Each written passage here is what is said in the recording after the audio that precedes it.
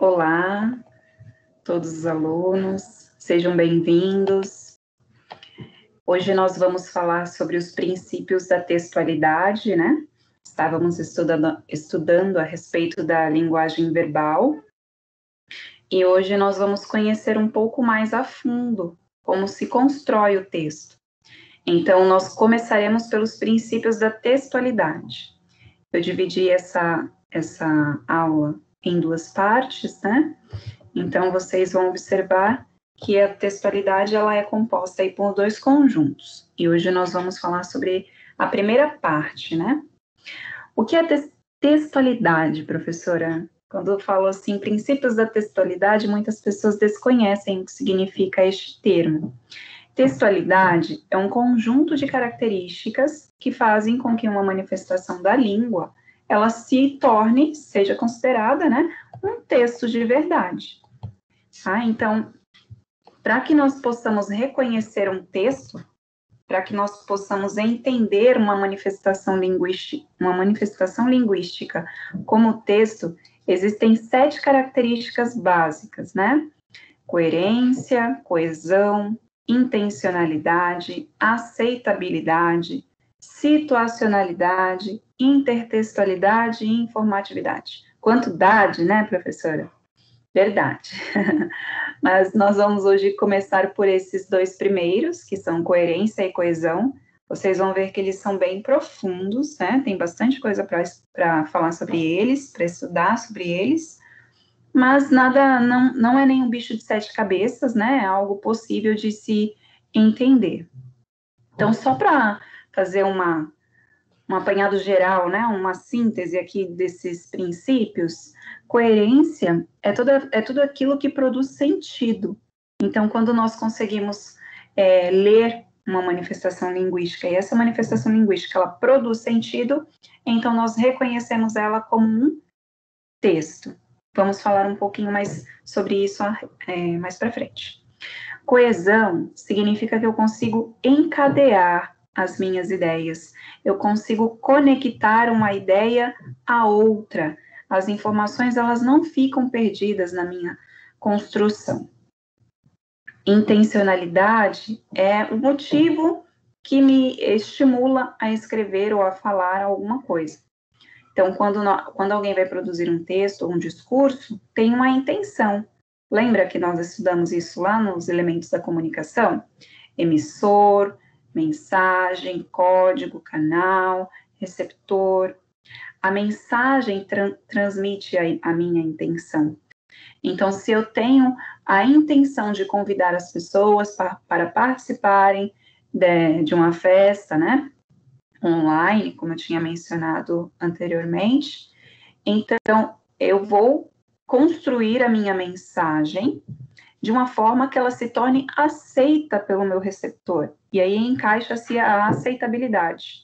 Se eu escrevo um convite cheio de símbolos e códigos, né, a minha intencionalidade, ela pouco será aceita, porque as pessoas que não reconhecerem o significado dos códigos ou símbolos que eu colocar no meu convite, elas não vão conseguir entender. Então, por isso, a intencionalidade, ela está bem interligada à aceitabilidade. Significa que eu devo escrever, organizar as informações do meu texto de acordo com a intenção que eu pretendo atingir. A aceitabilidade é quanto mais eu mobilizar, né, quanto mais eu favorecer o meu texto para que ele se torne aceito pelo outro, melhor será para essa comunicação acontecer. Situacionalidade, ela também está interligada, porque se eu estou escrevendo esse texto para um ambiente profissional, então a minha linguagem ela já deverá ser mais formal. Evitar gírias, evitar abreviações, evitar diminutivos, aumentativos, apelidos. Se eu estou em uma situacionalidade, ou seja, uma situação, um contexto, né? Entre amigos, entre familiares, eu não tenho essa obrigatoriedade, essa exigência de escrever de um modo formal. Então, vou ser mais descontraída, mais despojada. Então, a situação, ela também vai contribuir para a emissão do meu texto. Intertextualidade, né? Como nós vimos nas aulas anteriores a respeito do anúncio publicitário, nós vimos que a intertextualidade, ela é uma ferramenta, inclusive, de persuasão, porque quando eu aciono um outro texto, uma música, um filme, um livro que eu li, para fazer alusão, relação com o que eu estou escrevendo, eu sustento a minha informação, trago mais força, mais credibilidade para o que eu estou dizendo. Então, é isso para isso que serve a intertextualidade. A informatividade é o conteúdo sobre o que eu vou escrever, né? Então, o conteúdo diz respeito à informatividade. Então, por exemplo, a minha intenção não era fazer um convite, a informatividade é festa de aniversário, tá? Vamos para a sequência, então. Como eu falei para vocês, né? Nossa aula, ela se divide aí em 2 grupos de princípios. E o primeiro desse grupo, o primeiro grupo, né? É o grupo dos princípios centrados nos aspectos linguísticos, que é onde nós estudamos, né, a coerência e a coesão. Esses outros princípios que eu acabei de comentar com vocês, nós vamos retomando aos pouquinhos, ainda nesta aula, mas em outras aulas seguintes também, tá? Mas só para vocês entenderem, são os princípios que se relacionam com os aspectos pragmáticos, ou seja, os princípios da prática. Eu penso em para quem que eu vou escrever, por que que eu vou escrever, como que eu vou escrever, quando que eu vou escrever, sobre o que eu vou escrever, tá? Então, é o princípio da prática para a produção, veiculação e recepção do texto. Então, hoje nós vamos centrar nos primeiros 2, né, que são coerência e coesão. E o que é coerência? Coerência é essa possibilidade que nós temos de estabelecer sentido ao texto, né, como eu falei. Ela vai fazer com que o seu texto ele tenha sentido para o outro que vai ler, não só para você, né, que produz, mas também para o outro que vai ler, vai ouvir aquilo que está sendo emitido. Aí eu coloquei um exemplo de uma manifestação linguística para vocês observarem se há coerência. Vamos ler juntos. João vai à padaria. A padaria é feita de tijolos. Os tijolos são caríssimos. Também os mísseis são caríssimos. Os mísseis são lançados no espaço. Segundo a teoria da relatividade, o espaço é curvo. A geometria riemanniana dá conta desse fenômeno. E aí, há coerência? O que você acha? O exemplo apresentado parece estranho, não é verdade? Não produz muito sentido. Quando você lê, parecem várias frases soltas, né? Elas não estão produzindo um sentido. E para ser considerado um texto, gente, antes de tudo precisa construir um sentido. Não tem como ser texto se não constrói sentido, tá? Então, e também, assim, muitas pessoas acham que o texto são só palavras. Não, né? O texto, como nós já estudamos, são palavras, imagens, tudo aquilo que produz uma unidade de sentido, ou seja, que transmite uma mensagem clara. E para que esse texto ele seja coerente, ele precisa ter ideias bem organizadas, ideias claras. Então, vamos ver aqui 2 exemplos. Circuito fechado. Então, aqui eu tenho um texto, né? Chinelos, vaso, descarga. Pia, sabonete, água. Escova, creme dental. Água, espuma, creme de barbear.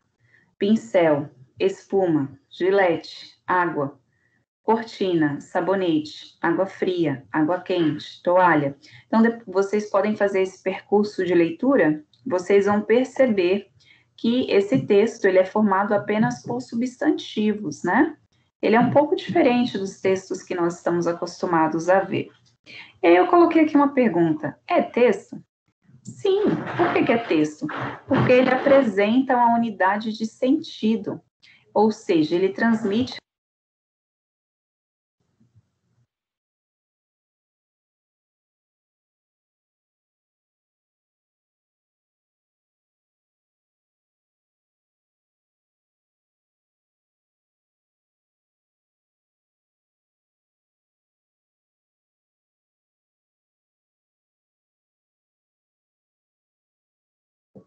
Ele transmite uma mensagem, a mensagem de uma rotina, a rotina de alguém. Mesmo sem ter tantos elementos coesivos, né? Tantos conectores, e, mas, porém, aqui ele está.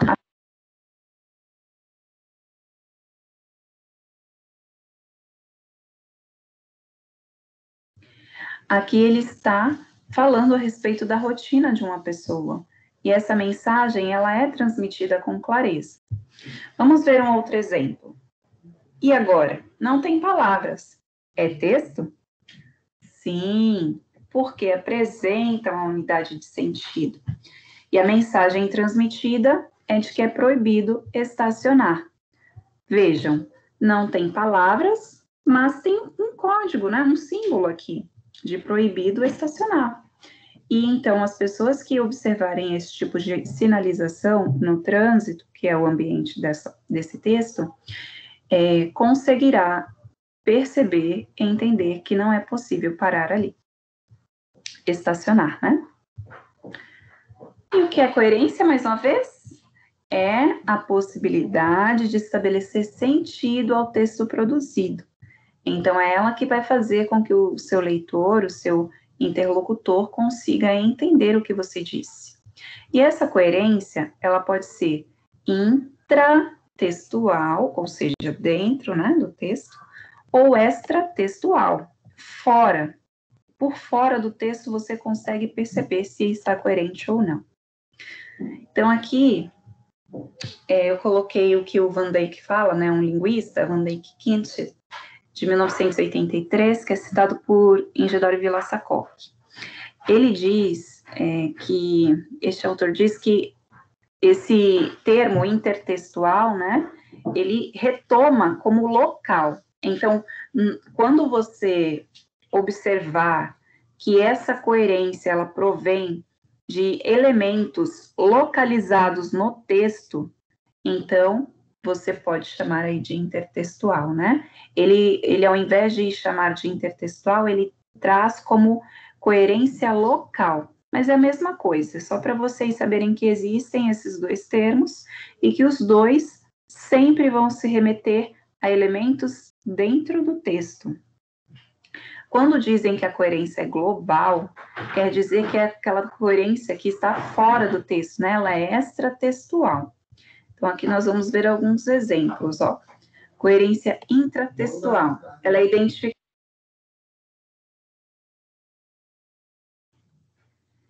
Coerência intratextual, ela é identificada com elementos dentro do texto, como eu falei, né? E refere-se à compatibilidade, à adequação, à não contradição entre os enunciados do texto. E essa coerência intratextual, ela pode ser de 4 tipos. Aqui eu coloquei um exemplo para vocês terem uma ideia de como que é essa coerência intratextual, né? Ó, a classe média não tem condições acessíveis para frequentar universidades particulares. Este é um caso impossível. O governo deveria adotar metas que incluíssem a classe média para lhes dar oportunidades de frequentar universidades particulares. Porém, vejam, a incoerência está quando este redator, ele diz que é um caso impossível. Se é um caso impossível, ele não deveria apresentar uma solução, porque a tese dele, a ideia dele, que ele está defendendo, é que é um caso impossível. Então, o fato dele apresentar uma solução é incoerente. E é uma incoerência que está presente dentro do texto, certo? Então, aqui, gente, uma dica, né? Evitar utilizar aquelas palavras absolutas, como nada, nunca, jamais, para evitar cair em contradição. E também cuidado com as questões de vestibulares, porque as questões de vestibulares que trazem essas palavras absolutistas, elas também, na maioria das vezes, estão erradas, né? Porque elas, justamente, podem ter um detalhezinho ali que faz com que aquela questão seja contraditória. Então, cuidado, sempre olhem bem, né? Se essa palavra absoluta que está lá na alternativa, ela não está contradizendo nada. Então, como eu falei, essa coerência intratextual, que é dentro do texto, pode ser de 4 tipos. Pode ser uma coerência semântica, sintática, estilística e pragmática. Professora, quantos nomes estranhos são esses, né? Nunca ouvi, mas são fáceis de entender. Semântica, você lembra de significado. Significa que quando você for usar as palavras, você tem que tomar cuidado, porque às vezes uma coisa quer dizer outra. Então, por exemplo, minhas ideias vão de encontro às suas, por isso nos damos tão bem.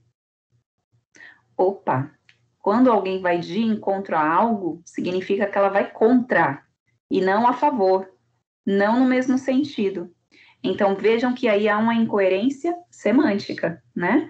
Porque se você quer dizer que as ideias da outra pessoa concordam com as suas, ou são semelhantes, então o ideal é você dizer, minhas ideias vão ao encontro das suas, por isso nos damos tão bem.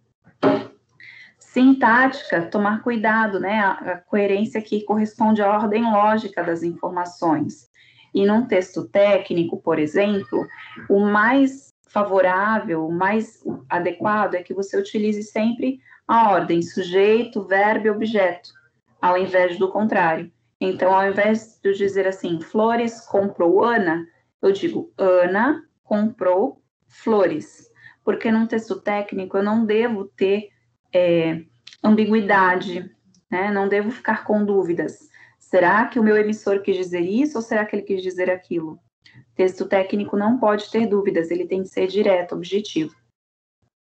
E mais alguns detalhes que nós vamos ver também aí na sintática, como o uso adequado de pronomes conectivos, né? Estilística é a escolha do estilo. Então, por exemplo, se você está em um ambiente administrativo, você vai escolher o estilo administrativo para se comunicar. Se você está em um ambiente de logística, você vai escolher o estilo da linguagem de logística para se comunicar, e não o estilo de edificações, por exemplo, né? E assim por diante. Então, o estilo vai corresponder sempre a um determinado grupo, a um determinado contexto, a uma situação que é mais formal ou informal. Se você for fazer uma entrevista de emprego ou até mesmo gravar um vídeo, né, para uma entrevista de emprego, você vai optar por um estilo mais formal, porque você está traçando, né, um caminho mais profissional, né, que exige essa norma culta da língua. Agora, se você vai fazer uma live, por exemplo, com seus amigos, você já se vale de um estilo mais informal, mais coloquial, despojado, né? E a pragmática, ela também, apesar do nome, ela é muito fácil. Ela é aquela que você observa na prática de uma ação comunicativa. Então, por exemplo, você começa a conversar com alguém, nossa, você assistiu esse filme, você viu você leu aquele livro, e a pessoa fala de uma outra coisa nada a ver.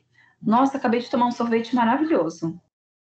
Nada a ver com o que você disse. Então, a pragmática é uma ação e reação na situação comunicativa. Quando você está falando com alguém, essa pessoa muda de assunto com um assunto com nada a ver. Completamente diferente, tá?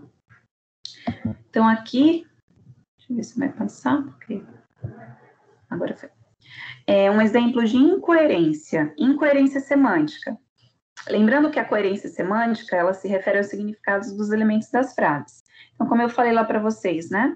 Minhas ideias vão de encontro às suas, por isso nos damos tão bem. Mas, na realidade, de encontro significa vão ao contrário. Então, está incoerente, né, com o que eu estou dizendo. Se eu quero dizer que as nossas ideias são semelhantes, eu digo, minhas ideias vão ao encontro das suas. Isso é aconteceu uma incoerência semântica. Um exemplo agora de uma incoerência sintática, né? Então, como eu falei para vocês, quando nós temos um mau uso de conectivos, de pronomes, até erros de concordância, gente, como acontece aqui, ó. Tô falando do João. João é masculino, é ele. E no restante da frase fala que é ela. E é um erro de concordância, né, também. E é um erro de pronome. O pronome ela, né? Que não deveria ser ela, e sim ele. Então, aqui, João foi à festa, todavia ela não fora convidada. É uma incoerência sintática, ou seja, na estrutura da frase, tá bom? Sintática, toda vez que você pensar em sintaxe, você lembra em estrutura. Então, a frase é problemática, né? Porque houve falha no uso do pronome. O pronome ela teria que se referir anaforicamente à festa. E a festa não pode ser convidada, né? Dentro do senso comum. Anaforicamente quer dizer que eu voltei ao que já escrevi. Então, por exemplo, João foi à festa, todavia ela quem? Aqui, essa análise diz que se referiria à festa. Só que a festa não tem como ser convidada, né? Então, quando eu digo que é uma relação anáfora, quer dizer que esse pronome está retomando algo que eu já disse. Vamos ver um outro exemplo. João foi à festa, todavia, porque não fora convidado. Aqui, o que aconteceu? Foram utilizados 2 conectivos, ó, não tinha necessidade, né? E um ainda é adversativo, traz uma ideia contrária ao que eu disse anteriormente, e o outro ele é explicativo, ou seja, os 2 não combinam, eu teria de escolher um aí. Neste caso, o receptor, que é quem recebe o texto, trabalha com 2 hipóteses. Ou o produtor do texto usou mal os conectivos, e é preciso retirar um dos conectivos, deixando o mais adequado a expressar uma relação plausível, né, coerente, entre o conteúdo das 2 orações, ou o produtor deixou de colocar uma ideia que pretende veicular para o receptor, e o texto está incompleto.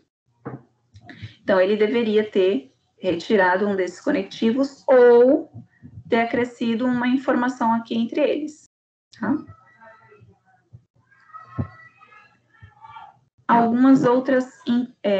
Algumas possibilidades dessas 2 frases serem ajustadas, ou seja, de nós termos a coerência sintática, né? Elas ficarem adequadas.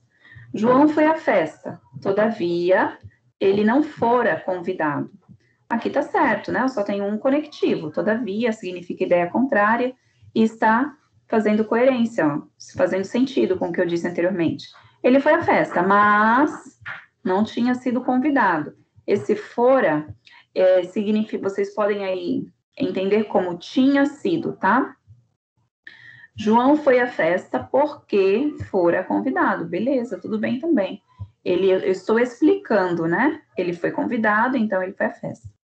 João foi à festa, todavia, ó, vírgula, olha o que aconteceu aqui de mudança. Porque não fora convidado, vírgula, pediram-lhe que se retirasse. Esse trechinho, pediram-lhe que se retirasse, não existia no exemplo anterior, vocês lembram? Olha lá. João foi à festa, todavia, porque não fora convidado. Parou. Aqui, lembra que eu falei que estava incompleta? Então, olha só o que aconteceu. João foi à festa, todavia, porque não fora convidado, pediram-lhe que se retirasse. Então, vejam que aqui há 2 informações. João foi à festa. Segunda informação, pediram para o João se retirar. E aí, esse porquê, ele está explicando por que pediram para o João se retirar. Porque ele não tinha sido convidado. Então, vejam que aqui a frase passou a ter coerência, porque a minha frase ela foi completada.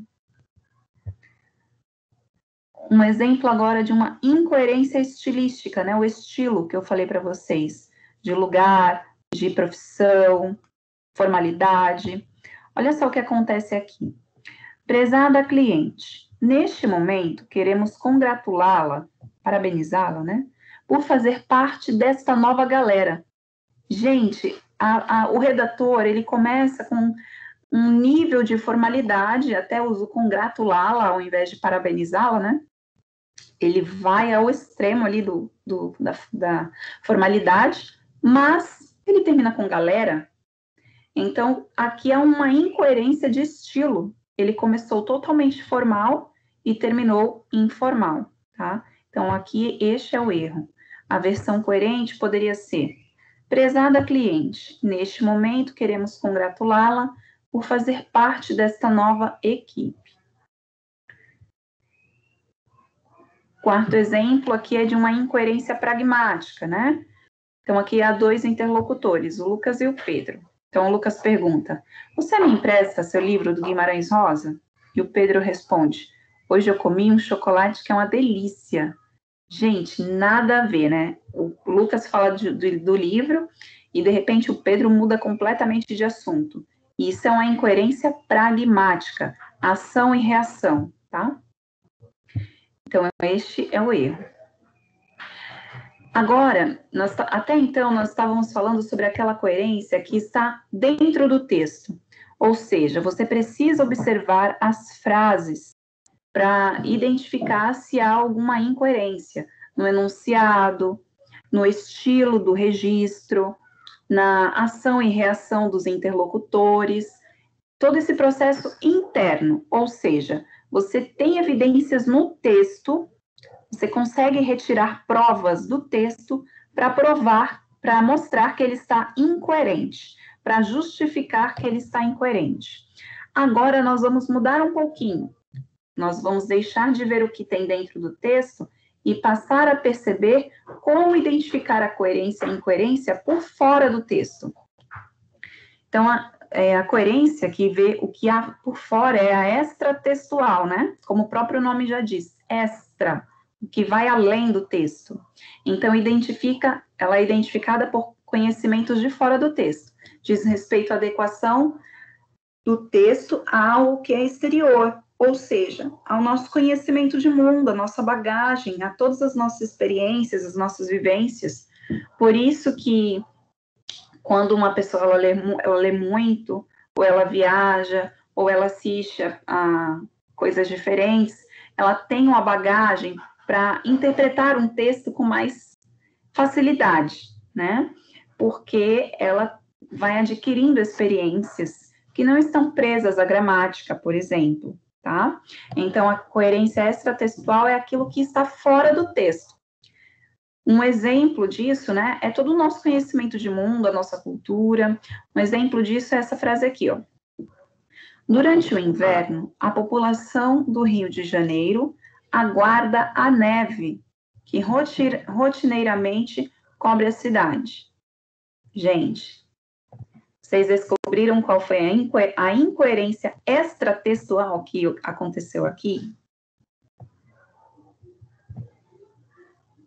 Olha lá, no Rio de Janeiro não neva.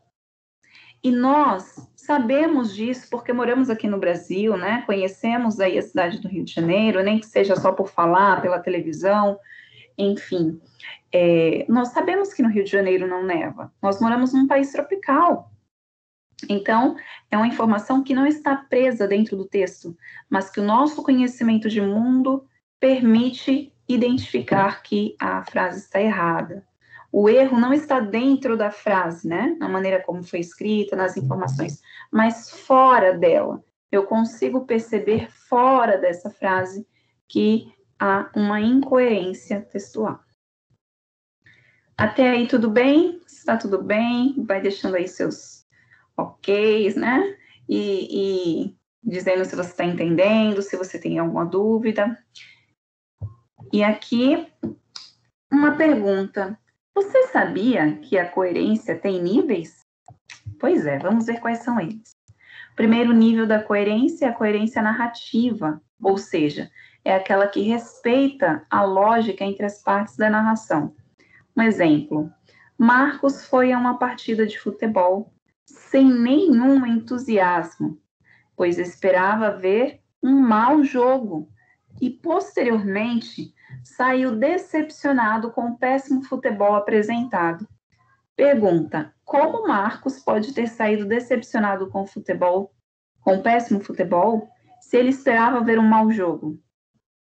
Percebem que é um erro de logicidade, né? Não tem um raciocínio lógico aqui. Por quê? Se ele esperava ver um mau jogo, ele não deveria se decepcionar, certo? Então, este é um exemplo de incoerência narrativa. Vamos ver aqui como que acontece, então, a coerência temporal, ou a incoerência temporal, né? Ela diz respeito à sucessão dos fatos, é a ordem que os fatos, eles acontecem. Então, exemplo aqui é nessa frase, ó. Maria pôs o feijão no fogo, depois escolheu e lavou. Ué, como é que a Maria pôs o feijão no fogo e depois, só depois de colocar o feijão no fogo, foi que ela escolheu e lavou ele? Não tem como, né? Então, aqui há uma ordem temporal. E também a ordem espacial, é quando os enunciados, eles fazem alguma incoerência no espaço em que está sendo apresentado. Então, por exemplo, havia um único ventilador no meio do salão. Todos ficaram num canto da sala, embaixo do ventilador. Como? Se o único ventilador que havia estava no meio do salão. No canto da sala não tinha como ter ventilador, porque o único ventilador que havia era no meio do salão. Então, aqui há uma incoerência no espaço da cena. E também a incoerência, ou a coerência, né, argumentativa, que é aquela que vai mostrar se as suas ideias, elas estão sendo defendidas fazendo um sentido, sabe, com a ordem lógica. Então, por exemplo, quem defende que o homem deve buscar o amor e a amizade, não pode em seguida dizer que não se deve confiar em ninguém e que por isso é melhor viver isolado. Como, né? Não se pode confiar em ninguém, porque o amor, ele é serviço, né? Ele é você servir o outro, é um gesto concreto, é o que concretiza o amor. E a amizade, né? Você não pode ficar isolado.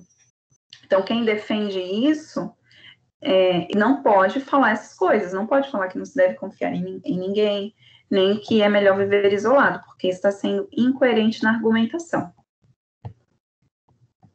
E aqui também a coerência figurativa, que é o tipo de coerência da narração que vai mostrar as figuras. Então, por exemplo, eu monto um slide, coloco lá o tema despreocupação e lazer. E as minhas fotos, elas são todas de estresse, trânsito, mostra pessoas com expressão de raiva, né? Ou então de nervoso, porque está parada ali no trânsito. Está completamente incoerente a minha figura, né? Porque eu estou trabalhando um tema, mas mostrando outra coisa. Aqui eu coloquei um exemplo disso, para vocês verem, ó, um exemplo da incoerência figurativa. O verão vai ser quente, invista seu 13º num dos nossos ventiladores.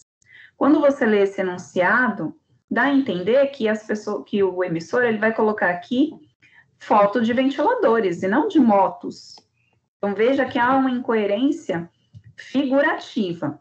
É lógico, né? A empresa pode fazer propositalmente, mas tem que tomar muito cuidado, gente, porque num texto que você está trabalhando hoje, né, dentro de um cenário profissional, não é adequado você fazer isso, tá? Tomar bastante cuidado.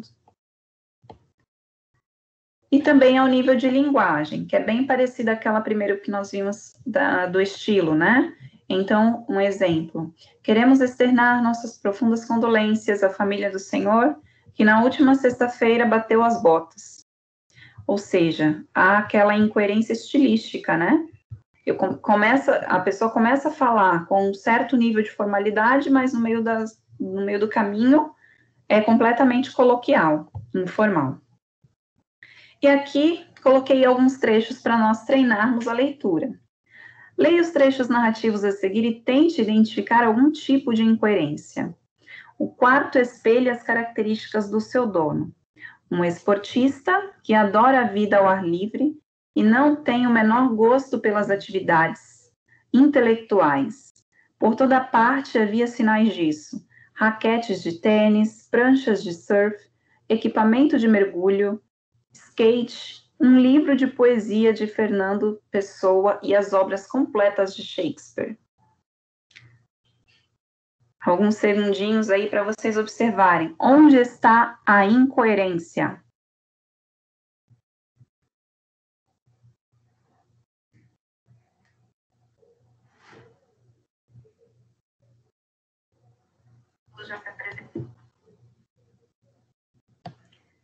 Descobriram? Vamos, então, ver aí quem acertou. Deixa eu ver se passo aqui agora. Travou. Então, olha lá. A incoerência é justamente a última frase, né? Ó. Um livro de poesias de Fernando Pessoa e as obras completas de Shakespeare. Quando aqui em cima fala que o quarto espelha as características do dono, e diz que as características do dono são: ele é um esportista, adora a vida ao ar livre, não tem o menor gosto pelas atividades intelectuais. Se ele não tem o menor gosto pelas atividades intelectuais, como é que aqui embaixo diz que no quarto dele tem o livro de poesias de Fernando Pessoa e as obras completas, gente, completas de Shakespeare? Aqui existe a incoerência. Mais duas. Dentro da sala havia uma fumaça espessa que não deixava que víssemos ninguém. Meu colega foi à cozinha deixando-me sozinho. Fiquei encostado na parede da sala, observando as pessoas que lá estavam. Na festa havia pessoas de todos os tipos: ruivas, brancas, pretas, amarelas, altas, baixas, gordas, magras. Onde está a incoerência nesta frase? Olhem com atenção. E a próxima. 3. Ouvindo sua resposta, o ônibus parou e ele saltou sem que pudesse replicar-lhe. Onde está a incoerência nessas duas frases?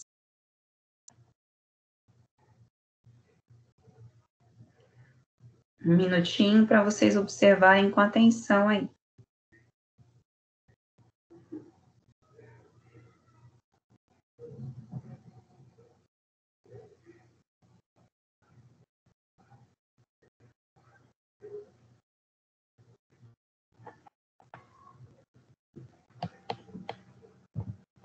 Descobriram? Vamos ver quem acertou. Dentro da sala havia uma fumaça espessa que não deixava que víssemos ninguém. Meu colega foi à cozinha, deixando-me sozinho.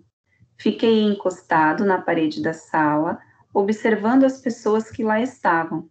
Na festa havia pessoas de todos os tipos: ruivas, brancas, pretas, amarelas, altas, baixas, gordas, magras.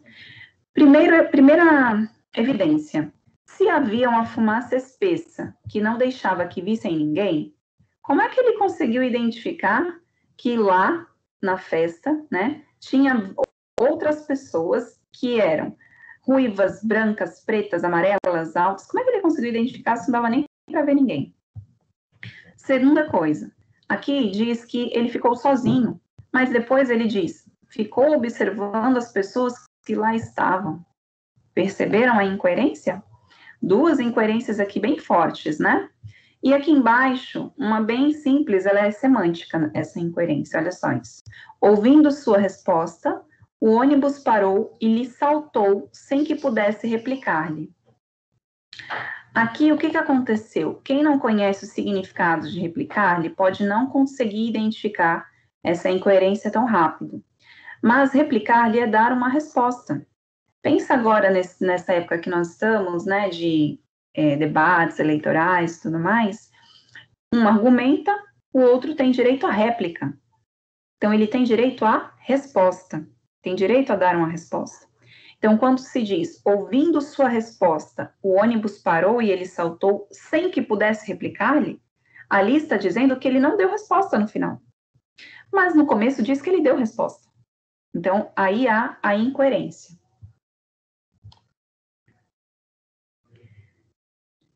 Uma nova forma de olhar, eu deixo aqui para vocês uma sugestão, né, de um vídeo para vocês assistirem, bem interessante, muito simples e didático, falando sobre essa questão da coerência.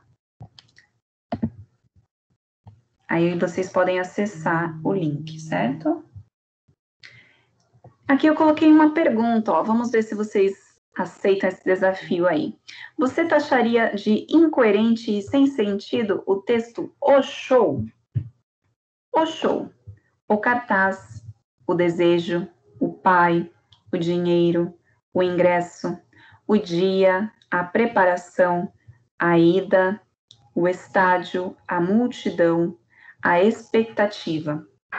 A música, a vibração, a participação, o fim, a volta, o vazio.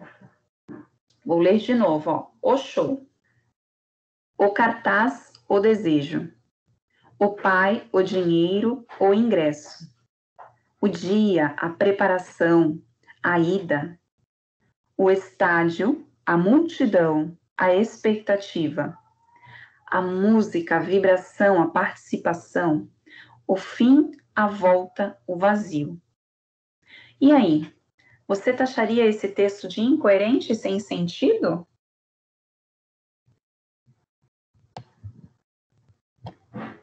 Parabéns se você disse que não. Apesar do texto ser apenas uma lista, né, de palavras e que não tem conectivos, né, como mais, porém, e também, quem lê consegue perceber que na sequência linguística, né, na sequência dessas palavras, existe um sentido, existe uma unidade de sentido, e isso permite que nós consigamos estabelecer uma relação entre os componentes que estão lá. Uma relação entre a música, uma relação entre a vibração, entre a preparação, entre o cartaz e o desejo, entre o pai, o dinheiro, o ingresso, o dia, a preparação, entre o estádio, a multidão, a expectativa, né? É possível perceber isso, fazendo com que seja vista, né, essa sequência linguística seja vista como um texto, e não como um amontoado aleatório de palavras. Nós conseguimos perceber que essa sequência, como uma narração, nós conseguimos perceber essa sequência como uma narração da ida de uma pessoa a um show. Ela tem uma unidade de sentido, né? Inicialmente, essa sequência ela é apresentada, tem uma intenção. Quem produziu teve a intenção de que ela fosse um texto e pretende realizar com ela essa intenção comunicativa. Propõe uma aceitabilidade, né? Quem recebe essa informação, quando nós batemos o olho aqui, nós agimos cooperativamente também, porque nós queremos buscar determinar um sentido. Então, isso diz que sim, há uma aceitabilidade. A partir do momento que nós ligamos o show na nossa memória e vem todas as referências que nós fazemos a show, nós conseguimos identificar o cartaz de uma divulgação, o desejo de ir ao show, o pai que pode levar o filho, que pode dar dinheiro a esse filho para poder comprar o ingresso, e assim por diante. Quanto mais conexões você tem com essa palavra, mais você vai conseguir estabelecer relações com ela e construir o sentido desse texto, né?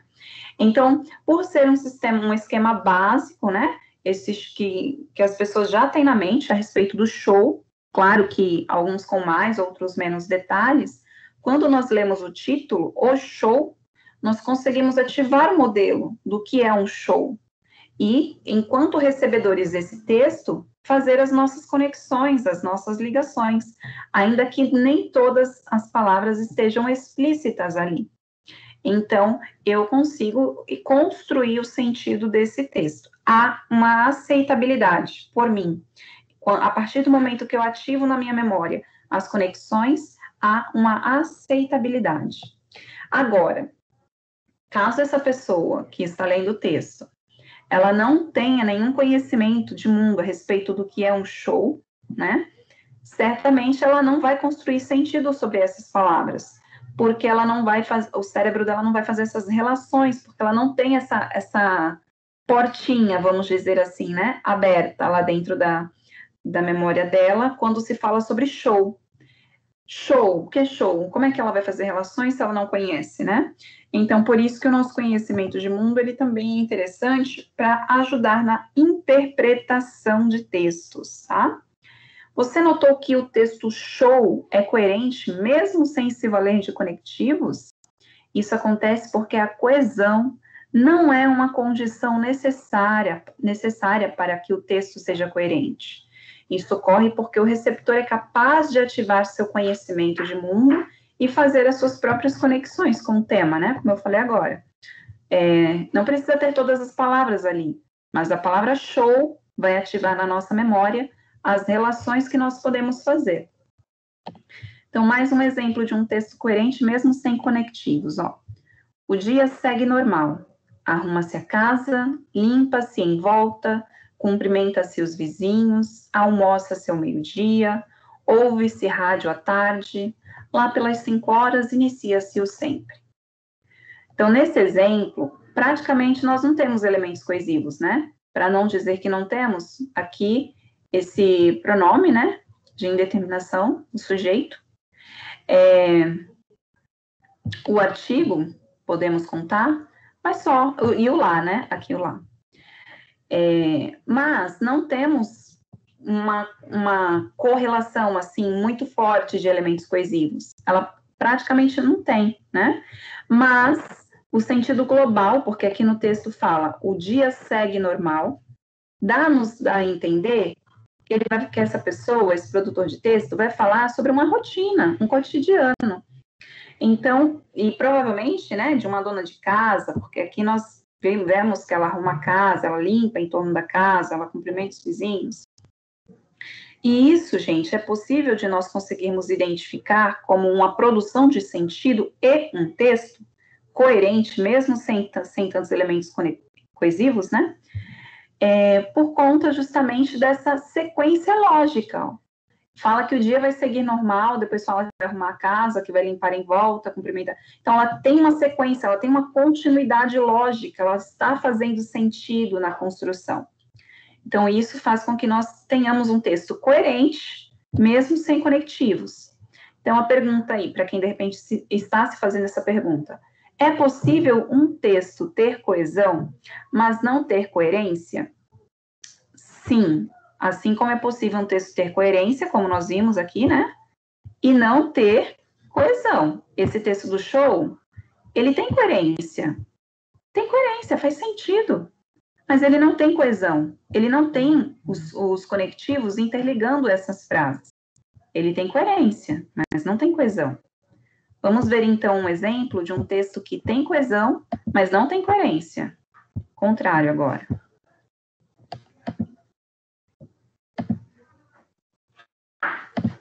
Passar um pouquinho.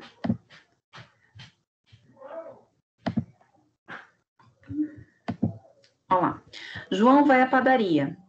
A padaria é feita de tijolos. Os tijolos são caríssimos. Também os mísseis são caríssimos. Os mísseis são lançados no espaço. Segundo a teoria da relatividade, o espaço é curvo. A geometria riemanniana dá conta desse fenômeno. Ou seja, ele tem coesão, ele tem os elementos que conectam as frases. Tá vendo? Entre uma frase e outra tem um conectivo. Mas não faz sentido. Ele começa falando que o João vai à padaria. Depois fala que a padaria é feita de tijolos. Depois fala que os tijolos são caros. Então, não há uma coerência nesse texto. E por ele não ter coerência, por ele não ter uma unidade de sentido, não é considerado um texto. Olha só. Então, aqui é uma sequência coesiva, mas que não é considerada um texto, porque ela não estabelece uma unidade de sentido, certo? Então, eu vou fazer essa pausa aqui com vocês, e na nossa próxima aula, que eu também já vou deixar aí para vocês na gravação, nós vamos falar um pouquinho melhor sobre a coesão. Como ocorre a coesão? Quais são os elementos, os conectivos melhores ou mais apropriados para nós utilizarmos na construção dos textos? Será que existe isso? Ou será que eu devo pensar em quais são as possibilidades de construir a coesão dentro do meu texto? Vocês sabiam que existem 2 elementos? A coesão referencial, aliás, 2 processos, né? A coesão referencial e a coesão sequencial? Professora, nunca ouvi falar disso. Pois é, na próxima aula nós vamos falar um pouco sobre. Aproveitem, leiam com atenção esses exercícios que eu deixei para vocês e até daqui a pouco. Até breve.